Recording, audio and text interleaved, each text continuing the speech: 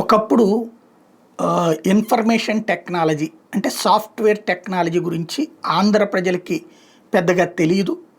కొంతమంది కేవలం చదువుకున్న వాళ్ళకి మాత్రమే తెలిసినటువంటి అంశం. వాళ్ళ కుటుంబాలకి వాళ్ళ పిల్లల్ని ఇంజినీరింగ్ చదివిచ్చి ఈ ఈ లాంటిది, సీఈ లాంటిది అట్లాంటి కోర్సుల్లో ఆ రోజున కంప్లీట్ చేపించి విదేశాలకు పంపించినటువంటి పరిస్థితి. చంద్రబాబు గారు అధికారంలోకొచ్చాక ఐటీ గురించి విపరీతమైనటువంటి ప్రచారం చేయడంతో పాటుగా ఇంజినీరింగ్ కళాశాలలో బాగా ప్రోత్సహించారు. దాని ఇంపాక్ట్ అనేక మంది ఇంజినీరింగ్‌లో చేరారు. అయితే అప్పట్లో ధనవంతులు చేరారు.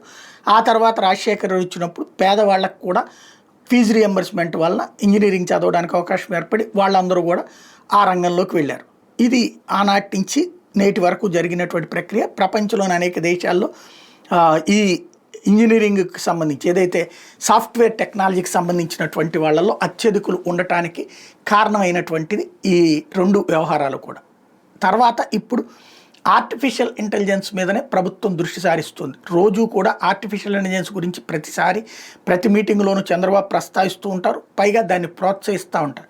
ఇప్పుడు వాళ్ళకు అనుకూలంగా ఉండేటటువంటి పత్రికలు కూడా దాన్ని బాగా ప్రమోట్ చేసే కార్యక్రమం స్టార్ట్ చేసినాయి. అందులో భాగంగా మహారాష్ట్రలో చెరుకు పంటకు ఆర్టిఫిషియల్ ఇంటెలిజెన్స్ వాడటంతో భారీగా పంట వచ్చింది, లేకపోతే ఇంకొక చోట ఇంకొక రకమైనటువంటిది వచ్చింది అన్నటువంటి ప్రచారం తెర మీదకి తీసుకొస్తున్నారు. తద్వారా ఇక్కడ ప్రజలు ఇక్కడ విద్యార్థుల్ని ఆర్టిఫిషియల్ ఇంటెలిజెన్స్ ఎడ్యుకేషన్ వైపుకి మూవ్ చేయటం, అట్లాగే రాబోయేటటువంటి రోజులు ఆర్టిఫిషియల్ ఇంటెలిజెన్స్ని పెద్ద ఎత్తున రాష్ట్రంలో వాడడం ద్వారా ఇప్పుడు ఇక్కడ మనకి వ్యవసాయంలో కావచ్చు, పరిశ్రమల్లో కావచ్చు, మానవ వనరుల కొరత ఏర్పడి ఇతర రాష్ట్రాల నుంచి తీసుకోవాల్సి వస్తున్నటువంటి పరిస్థితుల్లో దాన్ని అధిగమించేందుకు ఈ ప్లానింగులతో ముందుకు వెళ్తున్నారు.